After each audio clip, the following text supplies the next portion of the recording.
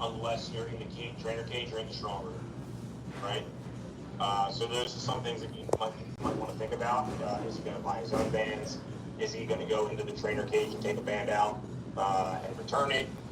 So some of the, or are you going to provide him a band that maybe you leave in a drawer at the trainer bar? Just anything along those lines. Because on the floor we don't have like any like stretching or resistance bands and stuff like that. So just something to think about there. Maybe you move to a cable and stuff like that. And then guys, this is really for everybody. If someone wants to do something, it's not our job to say like, oh, well, that's not that important, right? We want to still include what they enjoy. If this guy likes to play pickup basketball every Saturday, just because you've got a bad knee doesn't mean that, we're not going to let him play basketball. Basketball keeps him moving and everything along those lines. So I try to avoid taking things away and just trying to enhance or add on to what they've already done. And then the last thing I would just say, Dom, is just think about the new working out.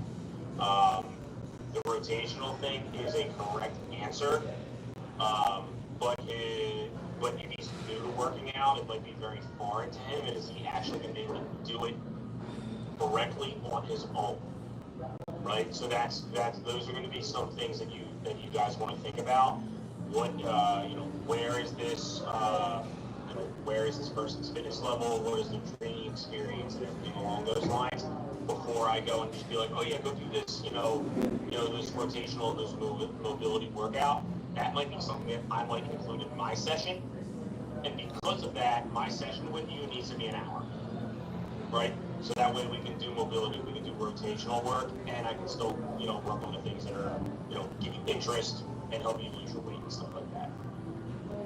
And then Dom, would you do any cardio plan with him, or just strictly a calorie deficit? Well, I mean, the steps would help with probably just overall, especially, again, that's my thing, is the knee and shoulder pain. Yep. I was a runner for a long time, knee pain. Running on it for cardio is just a terrible idea, so that cardio plan of just hitting your steps and actually moving would just be good enough. Good. I think the start until he actually developed. Good.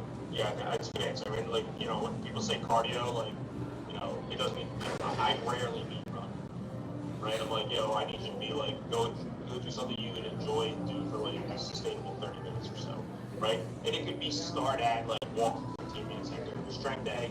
That'll assist in the 8 to 10,000 steps. Cool. I guess that's a good first one. I don't want to add, we don't have too much time to say hey, what would you add? But I want you guys to think about what would I do different there? How would I do this one? Okay? So that was good. All right, let's go to this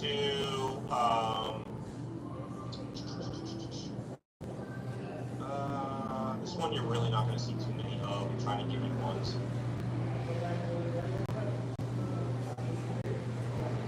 All right, we'll go back to our female that needs to lose some weight and has, used to have an eating disorder and all of this stuff.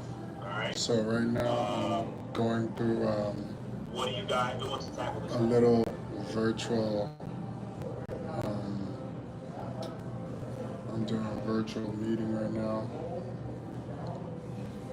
with my team, and we're in there. Noah?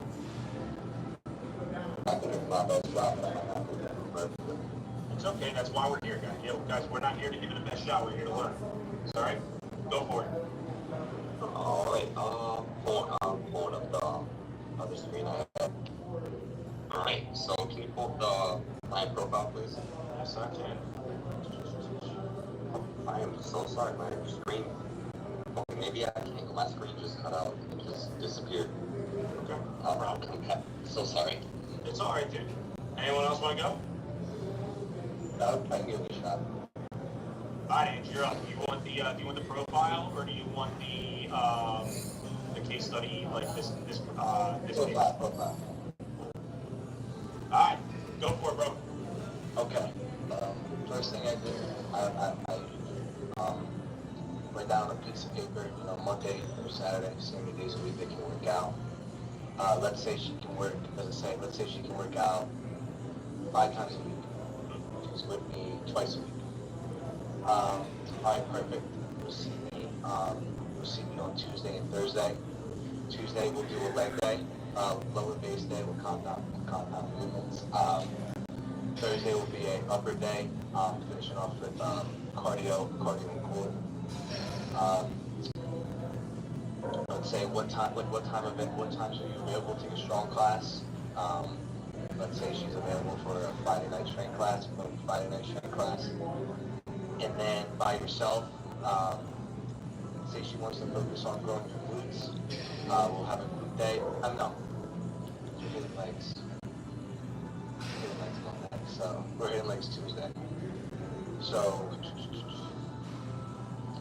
you probably have to switch the upper day with me on Tuesday, then we'll hit lower on Thursday, so we can hit glutes by yourself to start out the week. And then Wednesday will just be a full upper day, just everything upper body, just using the machines, getting comfortable with the machines. So boom, we got 5 days of people working out there. Then after that, create the cardio plan. Me personally, I have all my clients, ones who don't have like a knee injury or ankle injury, doing an incline walk 4 to 5 times a week for 30 minutes.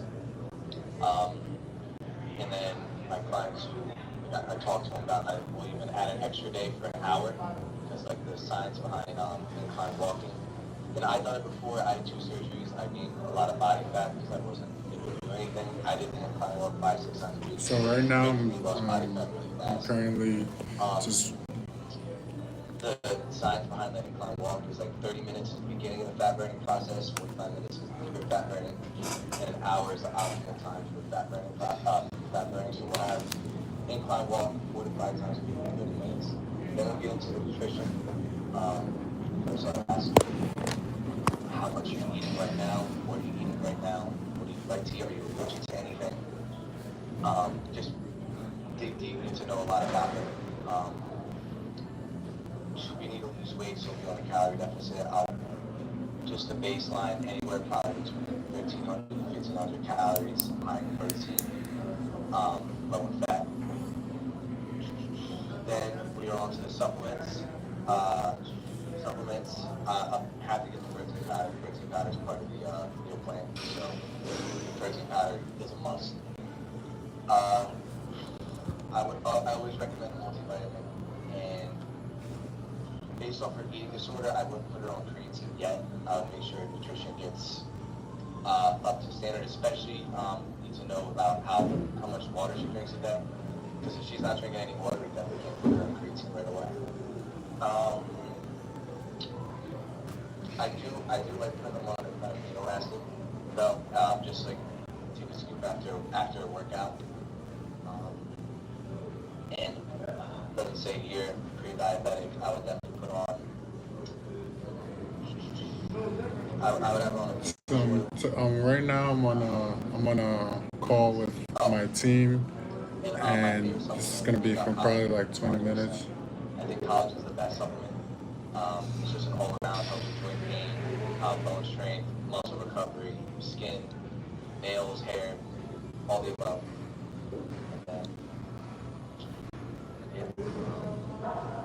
That's about it. Stop sharing the screen so I can see what you're doing. Because that's going to be the last one that we're going to end with. We're going to talk about that one. I thought everything was, I think the start of it, the concept of a really good plan, from hitting all the bullets with a client like this, especially as a guy trainer, and I'm talking all the guy trainers. We have to be super sensitive with a female with social anxiety and a former eating disorder, right? So I thought, first of all, the thought process of and I literally saw you think oh, wait a second. I said we're gonna work out Tuesdays, Monday through leg day. So you rearranging the split a little bit I'm really happy that you guys are thinking like that. I love the Friday night class. I don't know if this is why you were thinking of it, but a Friday night class is usually a little less people when it comes to attendance and stuff. So it might be a little bit easier for her to go into a social setting with a coach if it's a little bit less. So I really like that whole process. I love the incline walks. The thing I would think about is, all right, how do I adapt that if a person is like on a lunch break, right? And they're coming to see me for like an hour and they only get an hour for a lunch break. So where am I going to throw in that sciencey stuff into their week? So that's just something to test you a little bit there. And then realistically, guys, like I'm going into this probably in a nutrition plan. I would probably want to know, like she's pre-diabetic, is she on medication right now, right? She might be, she might not be. And I would ask, like, hey, let's just say she signed up today and you knew she was pre-diabetic. You know, part of part Q is asking if she's on medication before you go, you know, that's on the back of the doctor questions. But I would ask, like, hey, like, what medications are you on? Just because some of our supplements might counteract the stuff that she's on. But our goal is to get her off her diabetes or pre-diabetic medication and stuff there too, right? I think the day on her own, you know, you put her on machines and everything, that upper body day, and even the glute day that you want to do, you probably throw My personal trainer. Right, just to like keep My personal trainer. comfortable and everything like that. But I think that's a really good start to the plan, as long as we go in with like a little bit of like compassion and stuff like that. Which this group, I know you guys would be in a really good room and be able to have that. I think with this one, with this client saying he used to have an eating disorder, I think it's important that, you know, I think it was you, or Sabrina, one of you two said, like, what eating disorder did she have? Was she not eating enough? Was she, was she, purging everything, and everything along those lines? Like, what did that eating disorder look like and everything like that? And, you know, since used to, you know, what were the tools that you used to get out of the eating disorder? Is there going to be something that triggers it back, and everything like that? So, those are all like questions that we can do, and you know, that's going to be where you'll see tomorrow, guys, like what habits we talk about. It doesn't need to be just the traditional like go get your steps, drink your water, and stuff like that, right? But Andrew, I thought that was a really really good start.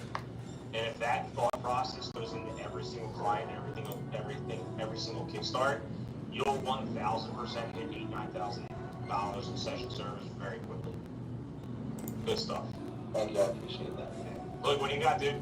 Hey, yeah, Angelo, that was really good. I just had a question. I saw you kind of like switch the leg day and the upper body, lower body. Like, I just wanted to kind of understand what you were thinking with that. So, you know, I was just thinking off the top of my head, I put leg day on Tuesday and upper body on Thursday, and then I'm thinking, all right, we can't have legs back to back. You know, trying to recover our legs, so I have to move leg day to Thursday so we can work out glutes on Monday, have enough time to recover to kill legs together on Thursday. Okay. Good thought process, guys. Now, here's gonna be the trick. And if you guys can master this, holy smokes, you're gonna be amazing at collecting, building a book, and you're backing a lot of people. Clearly, every single one of you guys here has a knowledge of these profiles, right? The key is going to be in the initial fit start session.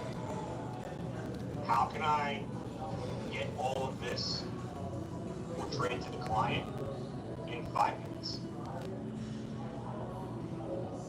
Because you can do it, but it might take you 30 minutes and then you're out of time.